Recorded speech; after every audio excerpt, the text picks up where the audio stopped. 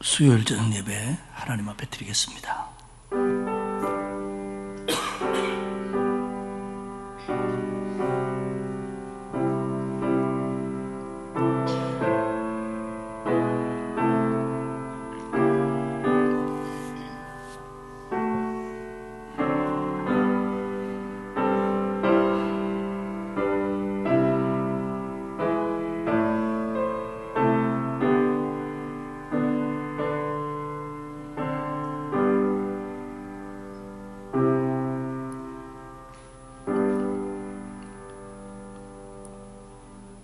늘 매 순간마다 우리를 붙들으시며 선하게 인도하시는 하나님 아버지 고맙고 감사합니다. 오늘도 하나님의 은혜를 사모하며 수요 예배 자리에 함께한 모든 주의 자녀들에게 은총을 더하시고 세상에 줄 수 없는 평강을 덧입혀 주옵소서. 감사드리며 예수님의 이름으로 기원하옵나이다. 아멘. 546장 찬송하겠습니다. 이 찬송 부르고 조혜경 권사님 기도하시겠습니다.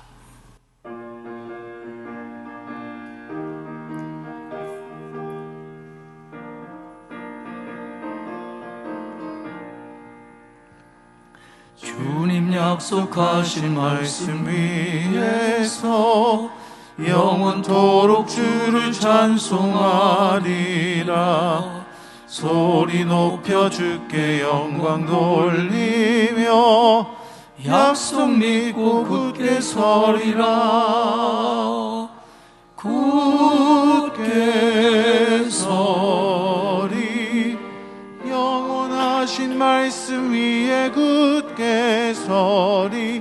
굳게 서리. 그 말씀 위에 굳게 서리라. 주님 약속하신 말씀 위에서 세상 염려 내게 엄습할 때에 용감하게 힘써 싸워 이기며 약속 믿고 굳게 서리라. 굳게 서리. 영원하신 말씀 위에 굳게 서리. 굳게 서리. 그 말씀 위에 굳게 서리라. 주님 약속하신 말씀 위에서 영원하신 주의 사랑이 믿고 성령으로 힘써 싸워 이기며 약속 믿고 굳게 서리라. 굳게 서리. 영원하신 말씀 위에 굳게 서리. 굳게 서리. 그 말씀 위에 굳게 서리라. 주님 약속하신 말씀 위에서 성령 인도하는 대로 행하며 주님 품에 항상 안식 얻으며 약속 믿고 굳게 서리라. 굳게 서리. 영원하신 말씀 위에 굳게 서리. 굳게 서리. 그 말씀 위에 굳게 서리라.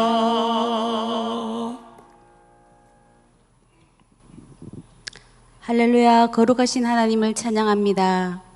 오늘도 주님의 택한 백성들이 주님의 전에 모여 주님을 찬양할 수 있도록 허락하심을 감사드립니다. 주님께 감사와 영광을 돌려드립니다. 이 세상의 여러 가지 문제들을 생각할 때에 절망된 부분들이 많지만 저희들을 위해서 죽기까지 기도하시고 헌신하신 주님을 생각하면 기쁨과 사랑이 샘솟아 오릅니다. 오늘 이 시간도 힘써 주님을 찬양하며 간곡히 부르짖을 때 부족하고 어리석은 저희들을 찾아와 주셔서 큰 은혜 내려주시옵소서. 아멘. 위로와 평안을 주시는 아버지 하나님, 예년보다 이른 더위와 쏟아지는 폭우로 말미암아 고통받는 이웃이 생겨나고 있습니다. 뜻하지 않은 불행을 당한 자들에게 찾아가 주셔서 위로와 용기를 주시옵소서. 하늘을 원망하는 자 되게 하지 마시고 오히려 영원한 생명을 주시는 하나님을 찾고 의지하여 하나님의 신실한 자녀 되게 하옵소서. 아멘. 수재민을 위하여 온종일 손길을 보내고 그들을 위해 기도하는 이들을 기억하시고 나누고도 남음이 있도록 축복하여 주시옵소서. 아멘. 아버지 하나님, 찌는 듯한 더위에 여름 행사가 진행 중에 있습니다. 하나님을 사모하며 더 깊이 알기를 원하고 더 가까워지기를 원하는 교회 학교의 어린 양들에게 은혜와 사랑을 베풀어 주시어서 가슴 벅찬 성령 체험을 경험하도록 도와주시옵소서. 여름 성경학교를 진행 중인 주일학교 기관들을 붙드시고 이번 행사를 통하여서 영원한 가치와 비전이 주님께 있음을 분명하게 인식하는 계기가 되게 하여 주옵소서. 아멘. 교회의 머리가 되시는 아버지 하나님, 이 땅 위에 빛을 잃은 교회들이 없기를 간절히 원합니다. 세상의 물질로 채워지는 교회가 되지 말게 하시고 신령한 하나님의 은혜로 늘 충만한 교회가 되게 하시옵소서. 아멘. 길 잃은 영혼에게는 등불이 되게 하시고 아파하는 환우들에게는 희망과 위로가 되게 하시며 안식이 필요한 사람들에게는 진정한 쉼을 허락할 수 있는 곳이 되게 하여 주시옵소서. 아버지 하나님, 이 예배를 위하여 말씀 전하실 이덕한 담임 목사님께 주님의 특별하신 은혜와 축복으로 동행하여 주시옵소서. 곤비치 않고 피곤치 않도록 축복하사 우리를 주님의 말씀으로 양육하실 때에 더욱더 강건한 모습으로 다시 설 수 있도록 축복하여 주시옵소서. 아멘. 예배를 위하여 애쓰고 수고하는 보이지 않는 손들을 축복하시고 하나님을 찬양하기를 기뻐하는 루디아 찬양대를 칭찬하여 주시옵소서.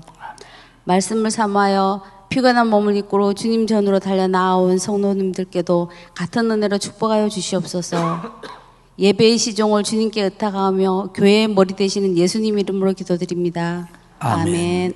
아멘.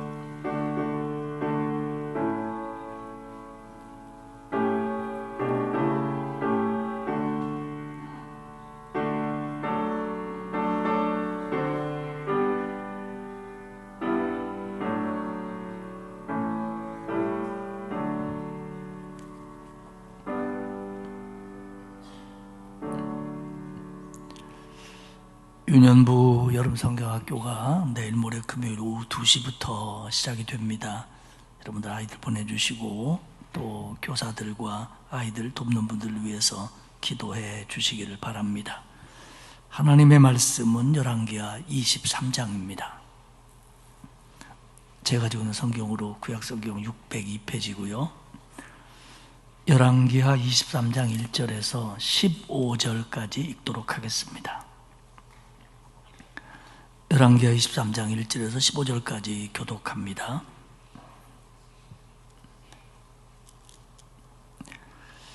왕이 보내 유다와 예루살렘의 모든 장로를 자기에게로 모으고 이에 왕이 여호와의 성전에 올라가매 유다 모든 사람과 예루살렘 주민과 제사장들과 선지자들과 모든 백성이 노소를 막론하고 다 왕과 함께한지라.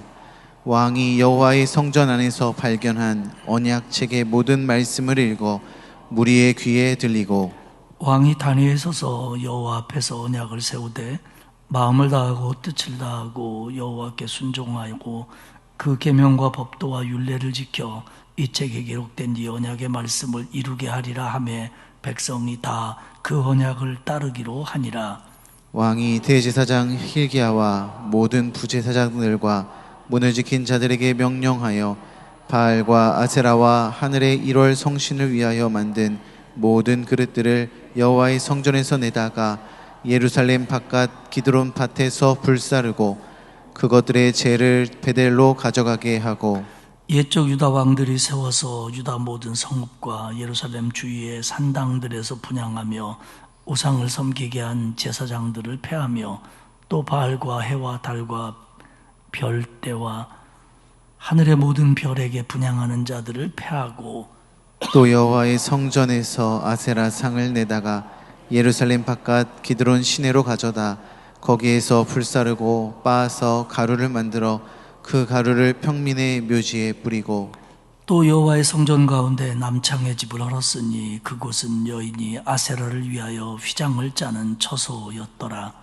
또 유다 각 성읍에서 모든 제사장을 불러오고 또 제사장이 분향하던 산당을 게바에서부터 브엘세바까지 더럽게 하고 또 성문의 산당들을 헐어버렸으니 이 산당들은 그 성읍의 지도자 여호수아의 대문어귀 곧 성문 왼쪽에 있었더라. 산당들의 제사장들은 예루살렘 여호와의 제단에 올라가지 못하고 다만 그의 형제 중에서 무교병을 먹을 뿐이었더라.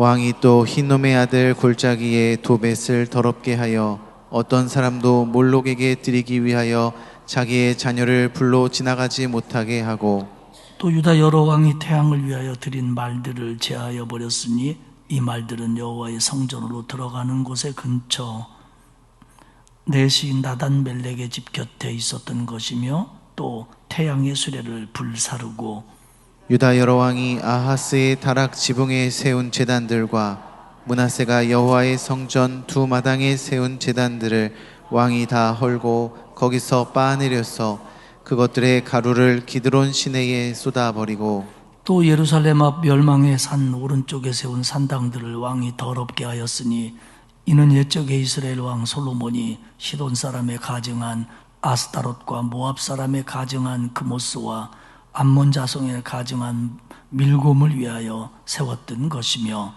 왕이 또 석상들을 깨뜨리며 아세라 목상들을 짓고 사람의 해골로 그곳에 채웠더라. 같이 읽겠습니다. 또한 이스라엘에게 범죄하게 한 느밧의 아들 여로보암이 베델에 세운 제단과 산당을 왕이 헐고 또 그 산당을 불사르고 빻아서 가루를 만들며 또 아세라 목상을 불살랐더라. 아멘. 르디아 찬양대가 하나님 앞에 찬양을 드리겠습니다.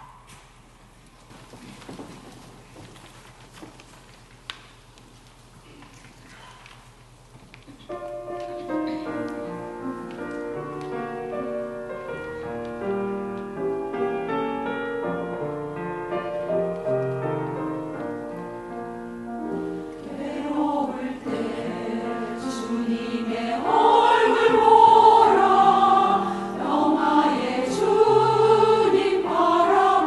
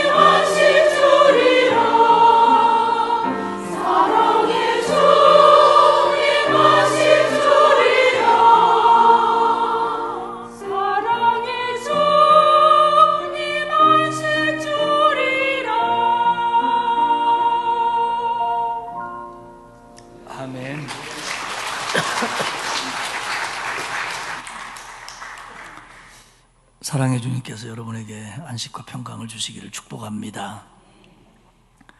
오늘은 지난 시간 22장에 이어서 요시야 왕의 종교개혁에 대해서 살펴보려고 합니다.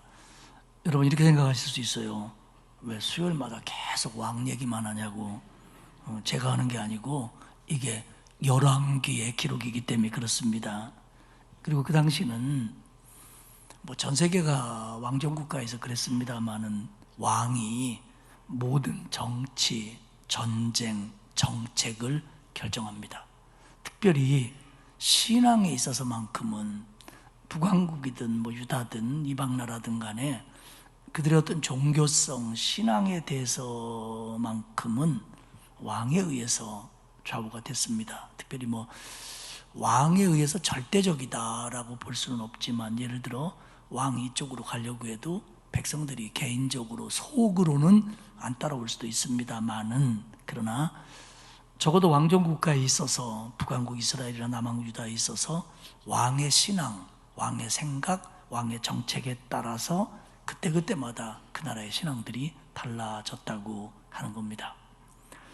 요시야 왕은 열왕기하 22장에 의하면 8살의 왕이 되어서 31년간 유다를 다스립니다.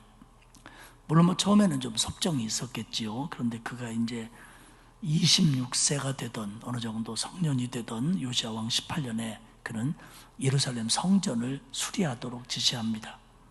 그동안 자기 아버지 때, 할아버지 때에 너무 성전이 방치되어 있고, 특별히 우상에 가증한 것들까지 성전 안에 섞여버린 거에 대해서 마음이 아팠고, 그러면서 성전이 훼손되고 재기능을 하지 못하는 것에 대해서 가슴 아파합니다.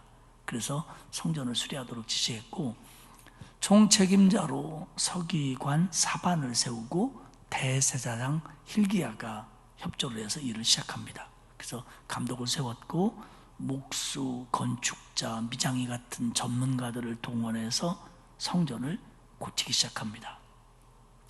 그러다가 정말로 요시야 왕 때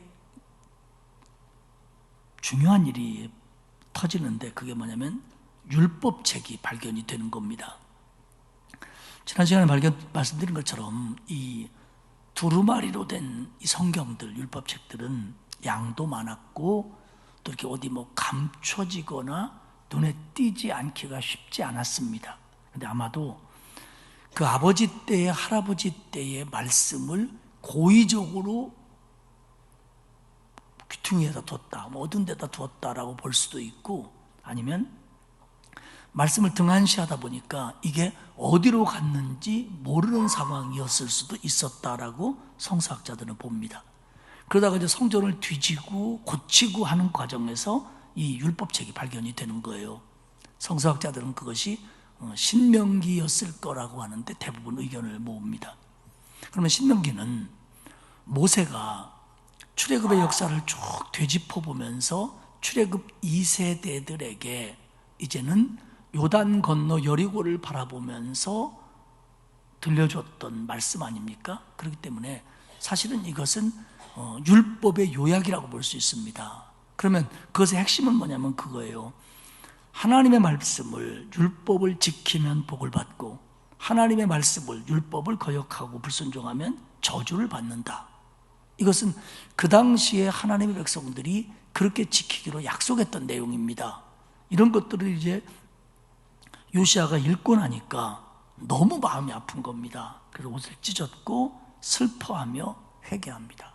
그리고 북왕국이 왜 망했는지, 지금 남왕국 유다가 왜 고난을 당하는지를 요시야가 구체적으로 이 발견된 말씀에 근거하여 깨닫습니다.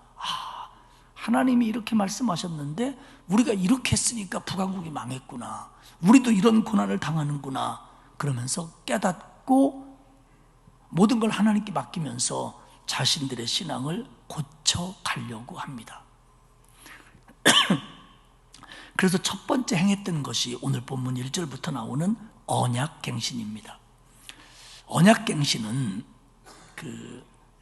하나님의 백성인 이스라엘 공동체가 어떤 때는 처음 시작은 모세에 의해서죠. 언약이 처음 시작될 때 모세에 의해서, 어떤 때는 선지자에 의해서 그 후에는 어떤 왕의 주도하에 우리가 하나님 말씀에 순종하겠습니다. 지금까지 순종 잘 못했는데 지금부터라도 제대로 하겠습니다 라고 약속하거나 다시 약속하는 그런 예배 형태를 언약갱신이라고 부릅니다.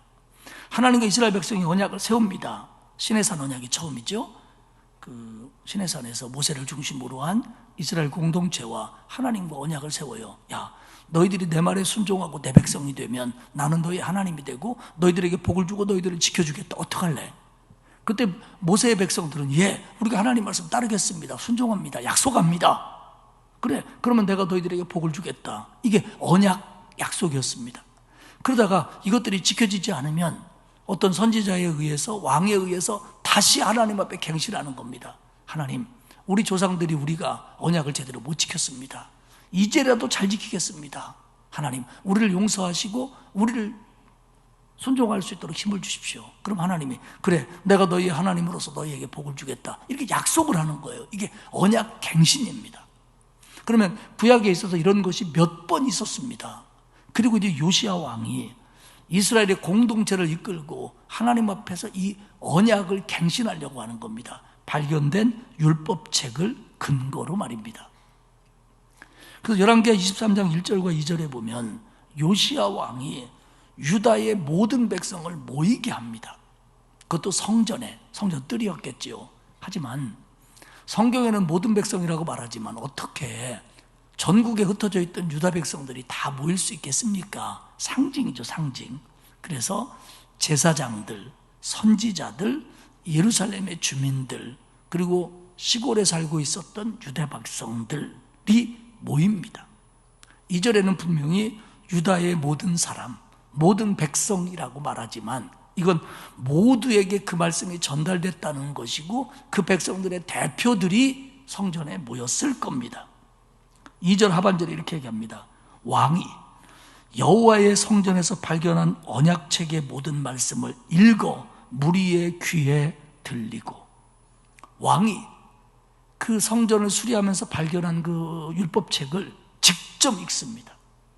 근데 여러분, 지금 그 왕이 읽는 율법책을 듣는 백성들은 처음으로 하나님의 말씀을 공개적으로 읽혀지는 걸 듣는 사람들입니다. 지금까지 하나님의 말씀을 원본으로 듣지를 못했던 사람입니다.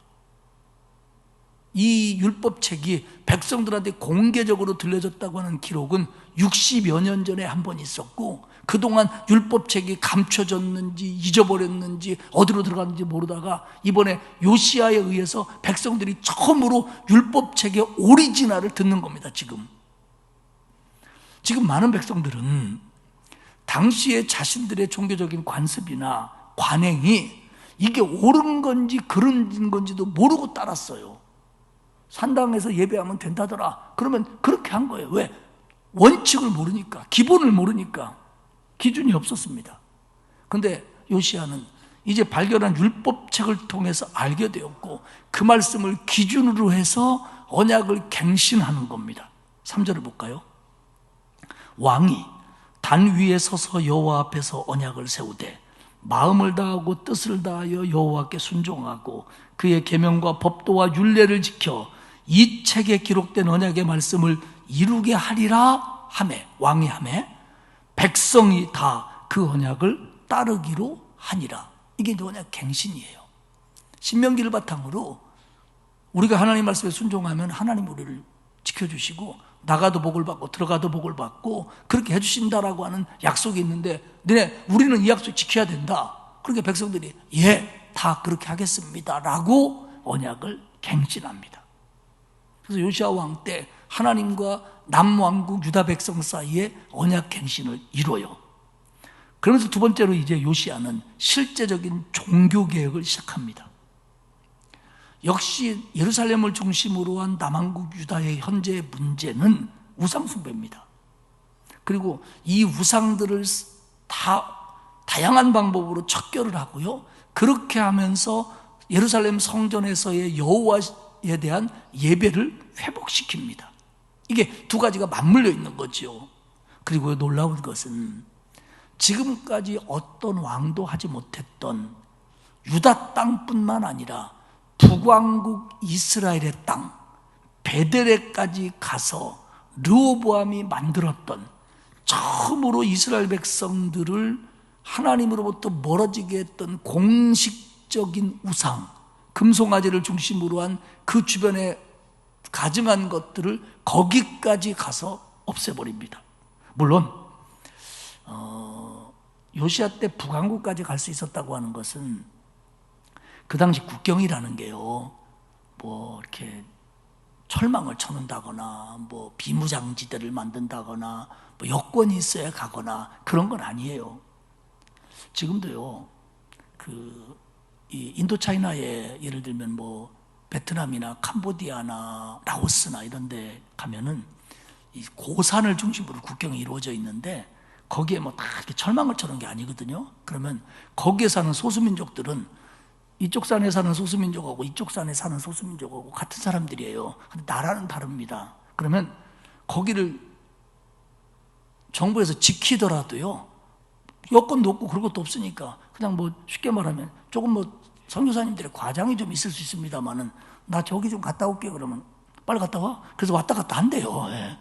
뭐 그럴 수 있었을 것 같아요. 그걸 뭐 다 그 높은 산을 철조망으로 지키는 건 아니니까.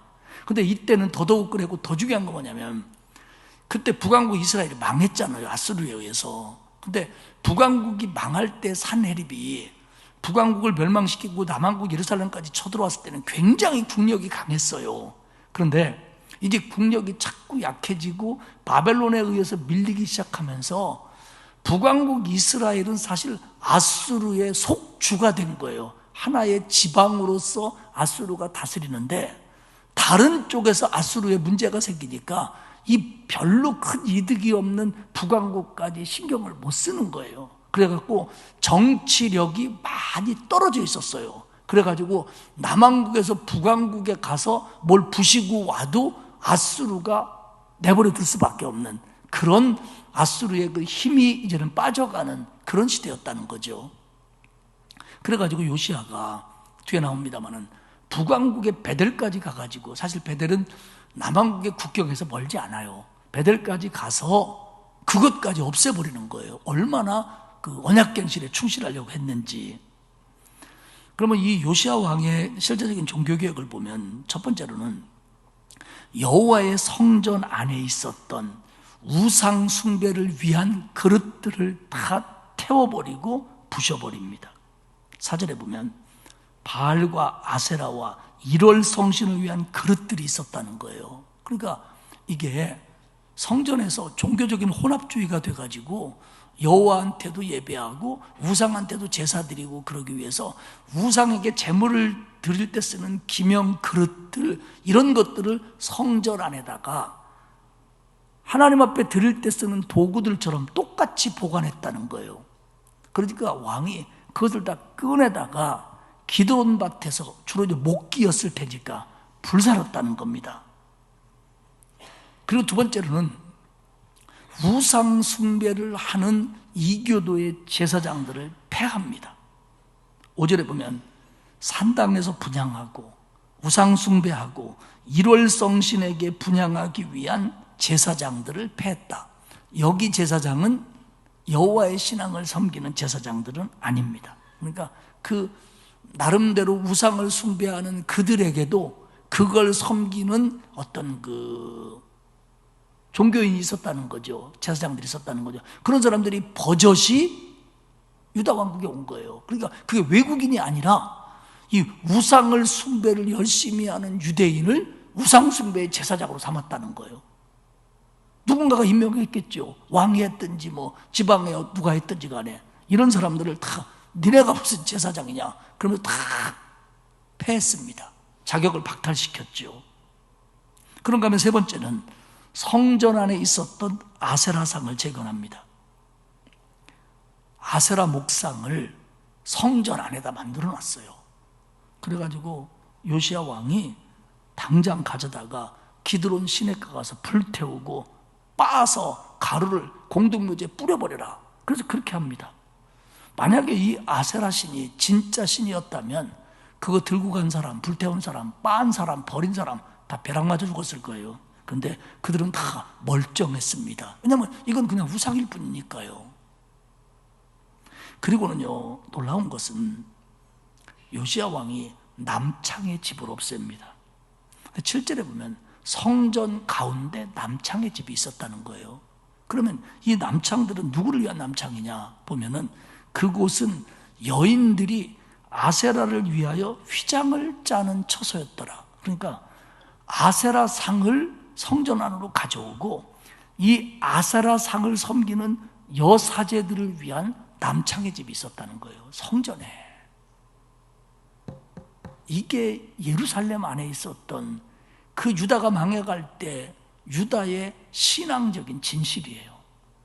이걸 왕들이 아세라상 가져온 게 누구예요? 요시아의 아버지고 할아버지고 다 그렇잖아요. 물론 그 전부터 있었지만 그걸 성전 안으로 들여온 사람들이 왕입니다. 그리고 고린도가 타락할 때 아프로디테를 섬기는 여사제들이 굉장히 많았다는 거예요. 그들이 낮에는 성전에서 일하고 밤에들은 거리에 나와서 몸을 파는 여인들 노릇을 했던 거예요. 그리고 그런 것들을 종교적으로 전혀 죄라고 여기지 않아요. 왜? 이 우상을 숭배하는 것은 사탄이 역사하는 지역이기 때문에 그렇게 윤리적으로 타락하는 길로 만들어가요. 그러니까 입에도 담기 싫은 단어인 이런 단어들이 성전 안에서, 물론 성전 본당은 아니죠. 성전 에리아에서, 성전 그 마당 울타리 안에서 여기저기서 이런 일이 있었다는 거예요. 요시아가 싹 없애버립니다. 그리고 그것들을 다 쫓아냅니다. 성전을 그렇게 정화시킨 다음 요시아는 이제 눈을 성전 밖으로 돌려요. 그래서 5번째로 보면 8절에서 산당을 제거합니다. 근데 거기 보면 제사장이 분향하던 산당이 있었고 성문에 산당이 있었다는 겁니다. 그러니까 요 제사장은 유대 종교의 제사장이에요. 아까 얘기한 아세라나 바알의 제사장이라는 것은 이방 종교의 제사장들입니다. 그러니까 지역마다 산당을 세워놓고 지역의 레위인으로 구성된 지역의 제사장들이 그 산당에서 여호와 앞에 예배드린다라고 하면서 산당에서 왜곡된 예배를 드려왔다는 거예요. 그러니까 이 사람들은 유대인 레위인이에요. 그런가 하면 아니 산당이 산에 있어야지 성읍 지도자들이 지방의 관리들이 산당을 자기네 성문에다가 만들어 놨다는 거예요. 왜? 산에까지 가기 피곤하니까. 여기서 하나님께 예배한다고 제사장을 하나 거기다가 임명을 하고 두는 거예요. 이거하고 비슷할지 모르겠어요. 요즘에 가끔 우리 동네는 별로 없습니다만은 어떤 동네 가보면 동네에 절 같은 게 많아요. 절 그럼 우리는 저 산속에 있는 거고 그래도 뭐 이렇게 문화재고 뭐 이런 게 많은데 참 이제 서비스를 제공하느라고 동네로 절이 내려옵니다. 그러면 절 가기 먼 사람들은 아마 그 가까운데 가는가 봐요. 그러니까 산당 가기 어려우신 분들을 위해서 이 동네에다가 산당을 만들어 놓은 거예요. 산에 있어야 산당이지 동네에 있으면 동네당 아닙니까? 근데 이게 누가 그랬냐? 주로 성읍의 지도자들이 성문 옆에다 만들었다는 거예요. 자기들 편하려고. 그러니까 신앙은 하나님 앞에 헌신하는 건데 자기 만족과 자기를 위해서 편한 길만 따르는 것은 신앙도 아닐 뿐더러 더더군다나 대상조차도 흔들리고 있었다는 거예요. 요시아가 뭐 지방 관리들이 반발하건 말건 간에 다 없앱니다. 다 없앱니다. 그리고 6번째로 몰록을 위한 제단을 폐기시킵니다. 그럼 이 몰록신이 뭐냐? 그 자식들을 불 가운데로 지나가게 하다, 다시 말하면 인신 번제를 드리는 제단입니다. 이걸 완전히 다 없애버려요. 7번째로 유다의 여러 왕들이 태양신을 숭배한 말의 동상, 태양의 수레들을 헐고 불태우는데 11절에 보면 이게 성전 입구에 있었다는 거예요.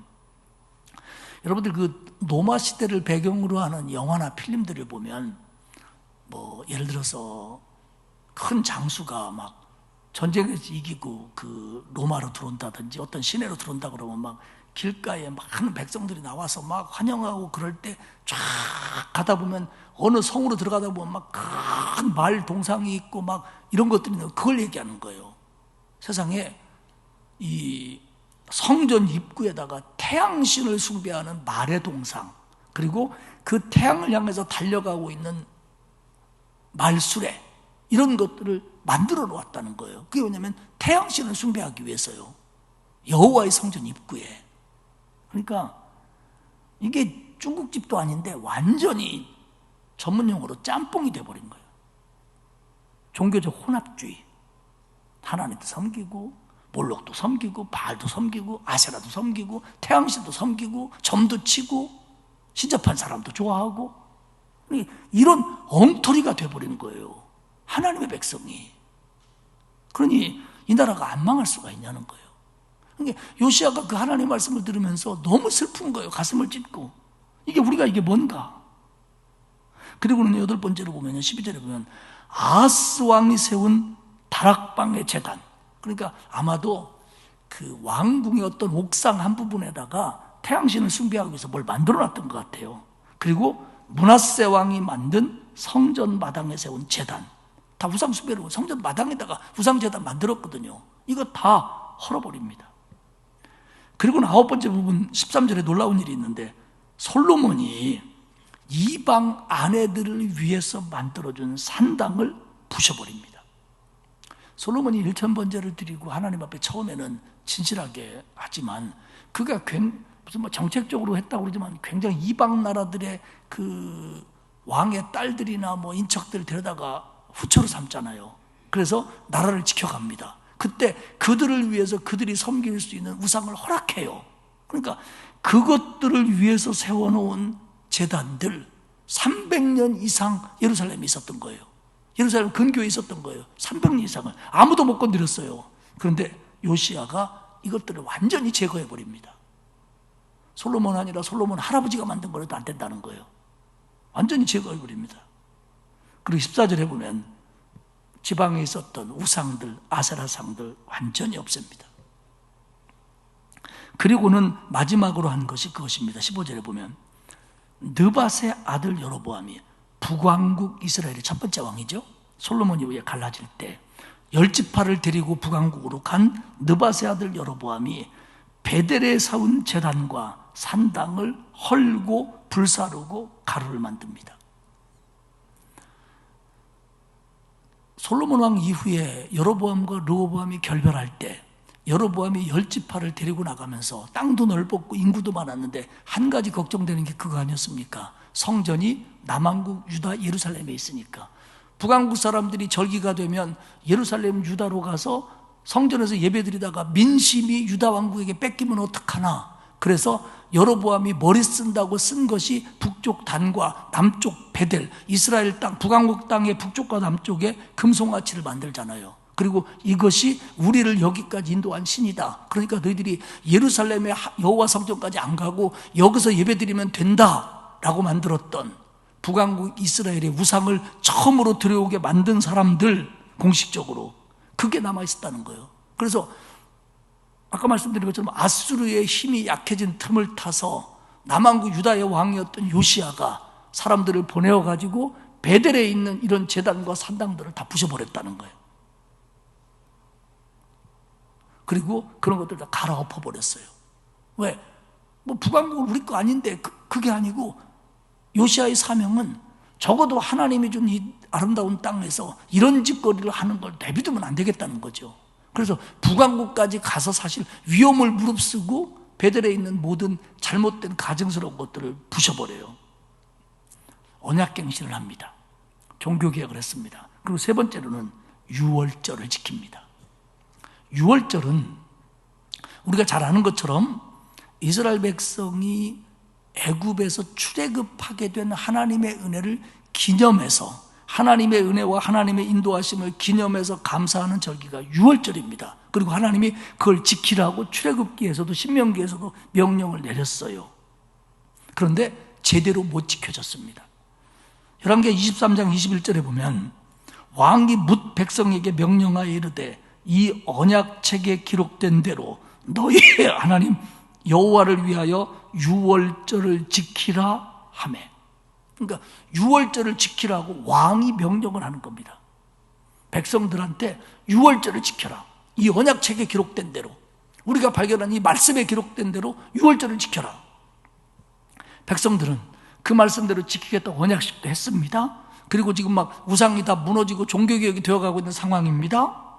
그래가지고 온 백성이 유월절을 지키는데 22절에 의하면 사사가 이스라엘을 다스리던 시대부터, 그러니까 모세가 하나님에게 불려가고 여호수아가 요단강을 건너 여리고를 무너뜨리고 가나안을 정복한 여호수아 시대, 여호수아가 죽고 나서 왕은 없고, 물론 사무엘이 선지자가 있었습니다마는 정치적으로 신앙적으로 혼돈될 때 그 시대를 사사시대라고 하잖아요. 사사시대의 특징은 그들이 그때에 여호와의 말씀이 없었기 때문에 자기의 소견이 옳은 대로 살던 사람들입니다. 그러니까 여호수아 시대가 지나고 사사시대부터, 사사시대가 끝나고 이제는 사울이 왕국을 시작하고 그것이 북왕국 남왕국 나뉘어서 북왕국이 망하고 지금 올 때까지 사사가 이스라엘을 다스리던 시대부터 이스라엘 여러 왕의 시대와 유다 여러 왕의 시대에 이렇게 유월절을 지킨 일이 없었더니, 그러니까 예수님 당시에 유월절을 잘 지켰어요. 형식적이지만. 그래서 외국에 흩어져 있던 바벨론 이후에 예루살렘으로 돌아오지 못했던 사람들까지도 유월절이 되면은 예루살렘에서 지키려고 어떻게든지 매번은 못 왔지만 오려고 노력했던 그 유월절이 여호수아 이후에 제대로 안 지켜졌다는 거예요. 물론 그럼 다윗 왕 때도 안 지켰냐? 아니죠. 지켰는데 이렇게 왕이 명령해서 온 국민이 마음을 합하여 대대적으로 지킨 일이 이때가 처음이었다는 거예요. 이 부분을 기록하고 있는 역대기에 보면요, 더 자세하게 기록되는데 이때 유월절을 지켰던 백성들의 인원이나 하나님 앞에 드렸던 제물로 드렸던 양의 숫자가 지금까지와는 비교할 수 없을 정도로 제대로 된 유월절을 지켰다는 거예요. 요시야 때. 그동안 제대로 안 지켜오다가. 다시 말씀드리지만 유월절이 뭡니까? 하나님의 은혜로 우리는 애굽에서 종살이 하다가 빠져나왔다. 우리는 하나님의 은혜로 우리가 이길 수 없는 바로의 권세를 물리치고 우리가 하나님의 은혜로 이 땅에 왔다. 즉 하나님의 은혜를 기억하는 게 절기입니다, 여러분. 절기를 지킨다는 건 뭡니까? 하나님의 은혜를 기억하는 거예요. 그때가 되면, 그 시간이 되면 하나님의 은혜를 기억하는 게 절기를 지키는 거 아닙니까? 근데 이들이 유월절을 제대로 못 지켰다는 건 하나님의 은혜를 기억하지 않는다는 거예요. 하나님의 은혜를 귀하게 여기지 않는다는 거예요. 그러니까 우상을 숭배하죠. 그러니까 성전 안에다 별의별 것들을 다 들여놓지요. 결국 요시야는 신명기 말씀에 유월절을 지켜야 되고 절기를 지키라는 말씀이 강조되는 걸 마음에 새기고, 그래, 우리가 하나님의 은혜도 제대로 기억하지 못하고 있구나. 다 없애고 다 고치고 하나님의 은혜 제대로 기억하자. 그래서 유월절을 지켰고, 오늘 말씀이 얘기한 것처럼 여호수아가 다스리던 시대 이후로 이스라엘의 어떤 왕의 시대도 유다의 어떤 왕의 시대도 이렇게 유월절을 지킨 적은 없었다라고 열왕기서는 기록을 하는 겁니다. 그리고 마지막으로 이제 나머지 개혁들입니다. 24절에 보면 요시야가 또 유다 땅과 예루살렘에 보이는 신접한 자와 점쟁이와 드라빔과 우상과 모든 가증한 것을 다 제거하였으니 이는 대제사장 hil기야가 여호와의 성전에서 발견한 책에 기록된 율법의 말씀을 이루려 함이라. 요시야는 그 율법책에 기록된 조그만 것 하나라도 지키려고 노력을 했다는 겁니다. 그래서 신접한 자와 점쟁이들, 신접한 자는 자기에게 신 내렸다고, 우리로 말하면 작두 타고 하는 거, 그런 사람들. 그러니까 이런 사람들은 뭐냐면 바알을 섬기는 것도 아니고요, 아세라를 섬기는 것도 아니고 개인적인 미신입니다. 미신. 근데 이것이 영적으로 우매한 사람들에게 굉장히 큰 폐단을 가져왔어요. 점치고 뭐 신접했다고 그러고, 오늘 우리로 말하면 막 구태야 된다고 그러고 이런 겁니다. 그런데다가 드라빔, 우상, 모든 가증한 걸 없앴다라고 하는 건 뭐냐면 이 우상들은 개인적인 우상입니다. 그 드라빔, 그때 그 여자가 감춰왔던 거, 요만한 것들, 이게 개인적인 우상들이고 이런 것들이 다 신접한 자와 또 점쟁이들하고 연결되어 있어요. 그러니까 이게 음성적으로 파고들었던 미신 같은 거, 그런 겁니다. 그런 것도 다 찾아내서 없애버리는 거예요. 종합해보면 요시야는 언약을 갱신합니다. 우리 백성이 하나님과 약속을 지키겠습니다. 명령 따르겠습니다. 그리고 성전을 회복합니다. 우상의 그릇들, 성전 안의 우상들 제거하고 성전 마당의 우상들 다 없애버립니다. 그리고는 나머지 우상들도 파괴하고 우상의 제사장들도 다 쫓아내버립니다. 뭐 산당도 제거하고 태양신, 몰록신, 뭐 각 성읍 산에 있는 모든 신들을 다 없애버립니다. 그리고 북왕국까지 가서 베델에서 우상을 제거시켜버립니다. 그리고 유월절을 지킵니다. 정말 이스라엘 역사 속에서 하나님 앞에 바로 서려고 했던 왕들이 많았지만 이처럼 행동한 왕은 정말 없습니다. 그래서 25절은 이렇게 평가합니다. 요시야와 같이 마음을 다하며 뜻을 다하며 힘을 다하여 모세의 모든 율법을 따라 여호와께로 돌이킨 왕은 요시야 전에도 없었고 후에도 그와 같은 자가 없었더라. 요시야가 하나님 앞에 돌아서는 표현에 있어서 성경은 마음을 다하고 뜻을 다하고 힘을 다하여라는 표현을 씁니다. 근데 이 표현이 신명기에 자주 등장하는 표현이에요. 그러니까 열왕기서 기자는 뭐냐면 요시야가 신명기 말씀을 읽고 그 말씀대로 하려고 했었다는 겁니다. 신명기의 대표적인 말씀이 신명기 6장 4절의 쉐마입니다. 이스라엘아 들으라. 너네는 이거 듣고 이대로 해야 된다. 근데 그게 핵심이 뭐냐면 그거예요. 너는 마음을 다하고 뜻을 다하고 힘을 다해서 내 하나님 여호와를 사랑해라. 이게 이스라엘 백성들, 젊은이로부터 모든 이스라엘 백성들에게 신앙적 교육을 시키는 가장 기본적인 베이직 테마가 이겁니다.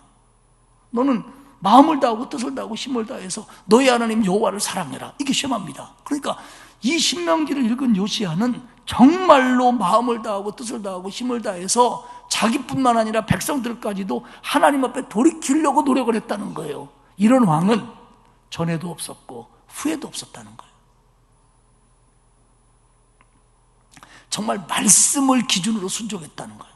요시야는 자기 신앙 기분에 의해 순종한 게 아니라 말씀에 입각해서 순종했고요. 나만 순종한 게 아니라 내 가족, 내 백성까지 순종하려고 애를 썼다는 거예요. 근데 그렇다고 해서 모든 사람들이 다 돌아왔냐? 끝까지 돌아오냐? 그건 또 아닙니다. 그건 또 아닙니다. 결국 열왕기서가 요시야 왕을 이렇게 평가한다는 건 이건 결국 하나님이 요시야 왕을 그렇게 평가했다는 겁니다. 저는 이제 설교 준비를 마치면서 그런 생각이 들더라고요. 그러면 우리는 하나님 앞에 서는 날 어떤 평가를 받을까? 어떤 평가를 받을까? 아니, 지금은 내가 하나님 앞에 나는 착각할지 모르지만 하나님은 지금 나를 어떻게 평가하고 계실까? 조금은 두려운 마음, 조금은 정신 차려야겠다는 마음, 조금은 정신이 번뜩 들게 하는 마음, 그런 마음이 설교 준비하는 마지막에 제 마음에 채워졌습니다. 사랑하는 여러분, 저와 여러분이 하나님 앞에 서는 날 우리는 어떤 평가를 받을까요? 아니, 그날은 그만두고 지금은 하나님이 나를 어떻게 평가하고 계실까요? 저들 중학교 다닐 때요, 왜 그랬는지 모르겠어요. 시험을 보면 3학년은 3학년 복도에, 2학년은 2학년 복도에, 1학년은 1학년 복도에요. 1등부터 360등까지 쫙 붙여요. 480등인가? 8반까지 있었나 6반까지 있었나, 중학교 다닌 지 하도 오래돼가지고 쫙 붙여요. 1등 누구, 2등 누구. 제가 공부를 제일 중학교 때 시험 봐서 잘했던 게 전체에서 2등 가봤습니다. 한 번. 놀래지도 않네. 남의 공부라고. 지금 안 믿는 눈치야. 대부여중학교에서 전체에서 2등 한번 가봤습니다. 뭐 2등까지는 못 가고 제가 뭐 전체에서 한 30등 안에는 들었는데, 물론 여러분들은 맨날 1등만 했구먼. 뭐 놀라지도 않는 거 보니까. 그래도 6반, 8반인가 6반인가 하여간 300~400명 중에서 그 정도 공부하면 잘한 거예요. 시골 동네에서. 근데요, 제가 2등 간 날, 그게 붙은 날, 쫙 반에서 1등 갔죠. 쫙 붙은 날이요, 쉬는 시간마다 거기 가서 서 있었어요. 왜냐면 여기 명찰 있잖아요. 그게 중학교 3학년 때인데 1, 2학년 애들도 보러 와요. 지네 동네 형이, 저희 교회 형이 몇 등 갔나. 그래가지고 동네 소문이 다 나는데, 제가 중학교 3학년 때 거기 그 3학년 복도 교무실 옆에 붙여놨을 때 쉬는 시간마다 거기 가 있는 거예요. 명찰이 서 있어요. 이덕한. 기분 좋더라고요. 하나님 앞에서는 날 과연 그런 평가를 받을 수 있을까? 그런 평가를 받을 수 있을까? 지금은 우리의 신앙을 하나님이 그렇게는 안 하겠지만 등수를 매긴다면, 저는 여기서 1등 가야 내가 본전인데, 그렇잖아요. 제가 담임 목사인데 여기서 1등 가야 본전인데 제가 무슨 1등 갈 자격이요? 자신이 없어요, 솔직히. 여기 장로들 계시고 그런데 저분들보다 믿음이 좋을 자신이 없어요, 제가 솔직히. 여기 기도하는 권사님들 많으신데 그분들보다 제가 이 신앙 성적을 따지면 제가 좀 떨어질 것 같아요. 그래서 하나님 여기다 안 붙여주시니 얼마나 감사한지 잘 모르니까. 남들은 제가 혹시 1등일지도 모른다라고 착각할 수 있으니까. 요시아에 대한 평가는 하나님이 정확했어요. 이렇게 하나님의 말씀을 기준으로 해서 자기와 백성들을 여호와께로 돌이킨 왕은 요시야 전에도 없었고 요시야 후에도 없었다. 요시야가 1등이다. 정말 말씀을 기준으로 하나님의 말씀대로 살려고 노력한 왕은, 그리고 자기뿐만 아니라 백성들을 모든 방해와, 왜 방해가 없었겠어요? 그 많은 것들 다 부시는데 거기에 달라붙은 사람들이 얼마나 많은데요. 마세라, 뭐 바알, 뭐 거기에 달라붙은 선지자니, 뭐 제사장이니, 그 뭐 지방 지도자들이 얼마나 많았겠어요. 그들의 그런 반대를 물리치고 개혁한다는 게, 여러분, 요만한 개혁도 쉬운 개혁은 없습니다. 얼마나 힘들었겠어요. 근데 그렇게 한 왕은 요시야밖에 없었다는 거예요. 하나님의 평가가. 저와 여러분이 하나님이 지금 나를 어떻게 보고 계실까? 나는 몇 점짜리 신앙인일까? 라는 거에 대해서 조금 좀 무게 있게 좀 받아들이고, 또 순간순간 그거에 마음도 쓰고 그 기준으로 자신도 좀 평가해보고 그러는 것이 옳다는 것을 가르쳐주고 있습니다. 지금 열왕기서는 우리에게. 왕이라고 똑같은 왕이 아니었다. 그리고 열왕기서가 볼 때는요, 그 왕이 정치를 잘했다, 국력을 뭐 강화했다, 영토를 넓혔다, 이런 거 얘기도 안 해요. 물론 하나님 앞에 바로 쓰면 하나님 그런 것들을 책임져 주셨지만 그런 얘기 안 해요. 훌륭한 왕이 누구냐? 하나님 보시기에 어땠냐는 거예요. 하나님 보시기에.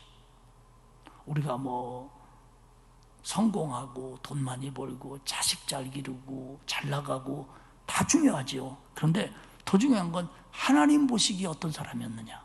하나님 보시기에 정말로 자신과 자신의 영향력 속에서 그들을 하나님 앞으로 돌이키려고 노력했느냐 아니었느냐를 가지고 평가를 하고 있다는 거죠. 저도 오늘 말씀에 많이 부끄러웠는데요, 사랑하는 여러분, 우리 모두가 정말 하나님이 나를 어떻게 보고 계시는지, 어떻게 생각하시는지를 좀 더 이렇게 좀 무게감 있게 소중하게 마음에 새길 수 있기를 축복합니다. 그리고 그것이 보이지 않는 나의 기준이 된다면 내가 교회에서는 어떻게 해야 되고, 가정에서는 어떻게 해야 되고, 남들이 보거나 말거나 나는 어떻게 해야 되고, 이런 것들에 대한 선명한 기준이 저와 여러분에게 생길 줄로 압니다. 하나님 보시기에 저도 여러분도 좀 더 좋은 점수를 받을 수 있는 그런 신앙인들이 될 수 있기를 주님의 이름으로 축복합니다.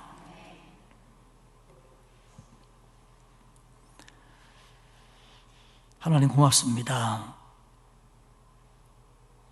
저희들을 구원하시고 하나님의 자녀 삼아주시고 이 모양 저 모양으로 인도해 주시는 거 감사합니다. 근데 우리가 요시야 왕 때처럼 우상숭배를 하거나 다른 것들에게 절하지는 않지만 우리 삶의 기준이 말씀에서 벗어날 때가 얼마나 많은지 모릅니다. 하나님 우리를 긍휼히 여기시고 우리의 삶의 기준이 언제나 하나님의 말씀일 수 있도록 우리를 붙잡아 주옵소서. 그래서 그 말씀대로 순종하고 그 말씀에서 어긋나면 괴로워하며 자신을 하나님 앞에로 돌이키는 그런 신앙인들이 될 수 있도록 도와주옵소서. 그래서 하나님 앞에 서는 날, 또 지금도 내가 하나님 앞에 좋은 평가를 받고 칭찬을 받는 그런 신앙인이 될 수 있도록 붙잡아 주옵소서. 하나님, 우리가 하나님의 눈, 하나님의 평가, 또 하나님이 나를 인정하시는 것들에 대해서 무게 있게 받아들이고 그 일에 하나님을 존중하며 따라가는 저희들 되도록 만들어 주옵소서. 감사드리며 예수님의 이름으로 기도합니다. 아멘.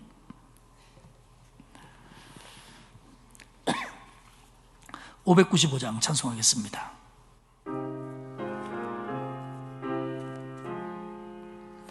나 맡은 본분은 구주를 높이고 문영은 구원 얻도록 잘 인도함이라. 부르심 받들어 내 형제 섬기며 구주의 뜻을 따라서 내 정성 다하리. 주 앞에 모든 일 잘 행케 하시고 이후에 주님 배울 때 상 받게 하소서. 나 항상 깨어서 늘 기도드리며 내 믿음 변치 않도록 날 도와주소서.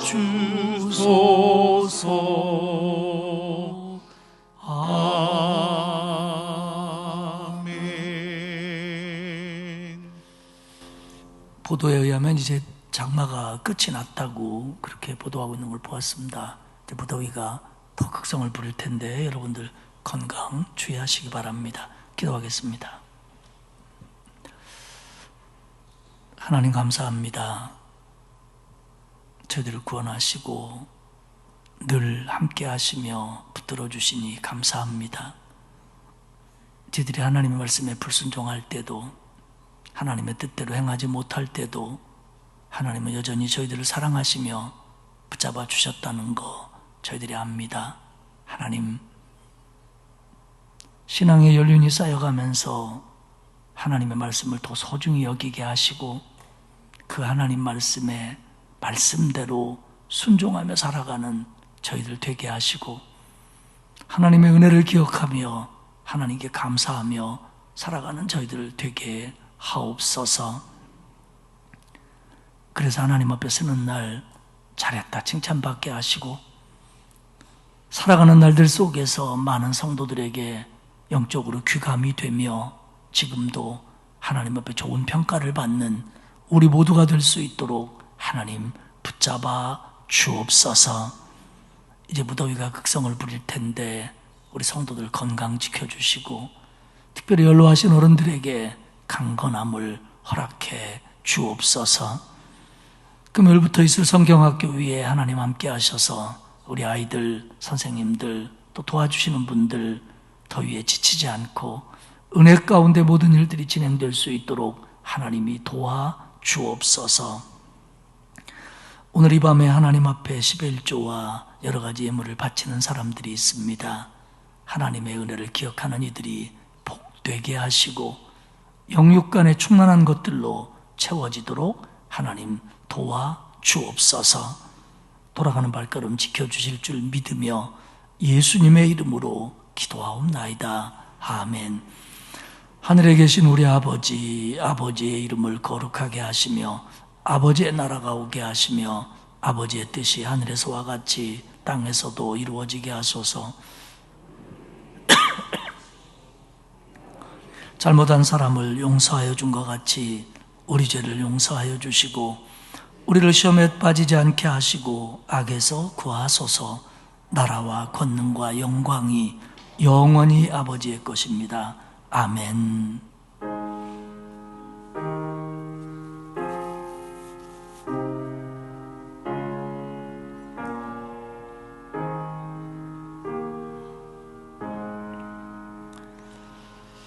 오늘의 말씀 기억하면서 하나님의 말씀을 기준 삼아 순종하고 어긋날 때 나를 돌이키게 하옵소서. 오늘 함께 기도하고 돌아갈 수 있기를 바랍니다. 다 함께 기도합니다.